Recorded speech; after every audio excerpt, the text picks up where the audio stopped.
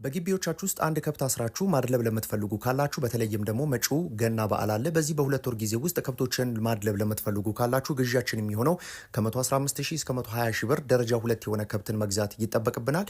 ታዲያ አመጋገባቸውን ጠቅላላ ወጪና ትርፎቻችንን በዚህ ቪዲዮ የምናገኝ ነው የሚሆነው። ቦታ አጠቃቀማችንን በተመለከተ 2.5 ሜትር ርዝመት ያለው እንዲሁም ደግሞ ስፋት 1.5 ሜትር ያለው በአጠቃላይ ግን ወደ 3.7 አካባቢ የሚጠጋ ካሬ ወይም ደግሞ ኦልሞስት አራት ካሬ ድረስ ያስፈልገናል። አንድን በሬ አስሮ ቀለብ ወይም ደግሞ ለዚች ለሁለት ወር ለማብቃት ማለት ነው።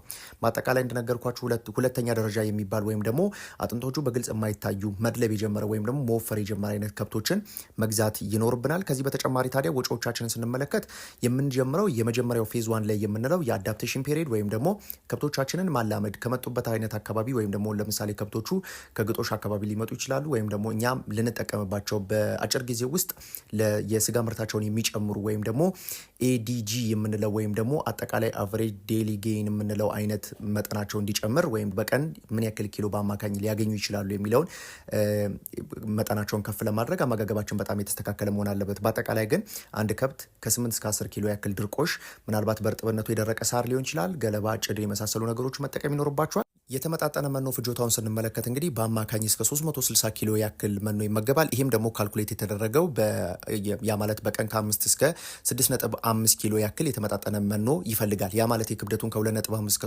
እስከ 3.2 ገደማ ከበላላችሁ ወይም ደግሞ የመብላት አቅም ካለው እስከዛን ደረጃ ድረስ መሄድ የክብደቱን የኔ ያክል ፐርሰንት ያክል የተመጣጠነ መኖ እንሰጠዋለን። ቅድም እንደጠቀስኩላችሁ ደግሞ ከ8 እስከ 10 ኪሎ ያክል ድርቆሽ ወይም ደግሞ ከፍተኛ የፋይበር መጠን ያላቸውን መኖች እንመግባለን ማለት ነው። ያ ማለት የስርዓተ ዑደትን ለመጠበቅ ሜታቦሊክ ሬቱን በጣም ለማፋጠን ይረዳቸዋል ማለት ነው። ሌላው ለሕክምና በአጠቃላይ 19800 ብር ያክል የተመጣጠነ መኖ ለ360 ኪሎ ታወጣላችሁ።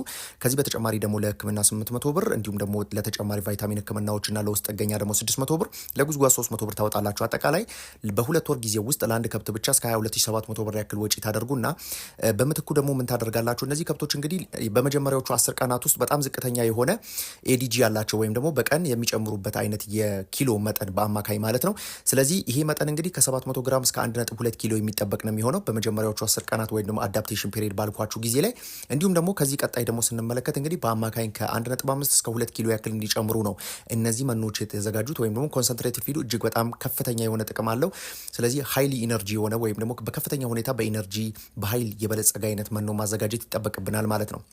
በአጠቃላይ ግን ወጪዎቻችንን ስንመለከት በበሬ 22700 ብር ያክል ነው። ግዢያችን ደግሞ 115000 ብር ገደማ እንገዛዋለን። በአጠቃላይ 137000 ብር ያክል 137700 ብር ያክል ወጪ ይጠበቅብናል። 180000 ብር እንኳን ብንሸጠው ወደ 42300 ብር ያክል የተጣራ ትርፍ እናገኝበታለን ማለት ነው። በአጠቃላይ ግን በአማካይ ምን ያክል ኪሎ እየጨመረልን ነበር የሚለውን ስንመለከት እንግዲህ ደልቦ ጨርሷል ወይም ደግሞ አጠቃላይ የፊኒሺንግ ፌዙ ላይ የመጨረሻው ለገበያ በምታቀርቡበት ጊዜ ላይ 340 ኪሎ እንኳን ቢሆን መጀመሪያ ስንገዛው ደግሞ 280 ኪሎ ቢሆን በአማካኝ እንግዲህ ወደ 60 ኪሎ ገደማ ጨምሯል ማለት ነው። በአማካኝ ብናካፍለው ለሁለት ወር አንዳንድ ኪሎ በየቀኑ እየጨመረ እንደመጣ ምናልባትም ደግሞ ወደ 400 ኪሎ ቢጠጋ የዚህን ደግሞ በተሻለ መጠን ደግሞ የክብደት መጨመሩ ላይ እንደሰራን የሚያመለክት ነው። ስለዚህ በአጠቃላይ ግን እስከ 42300 ብር ያክል ትርፍ የምታገኙበት በአንድ ነው ያየነው። 2 3 4 5 እያላችሁ ስትገቡ ግን ከፍተኛ ጥቅም የምታገኙበት ነው። ለተጨማሪ መረጃዎች የዩቲዩብ ቻናላችን መጎብኘት እንዳትረሱ።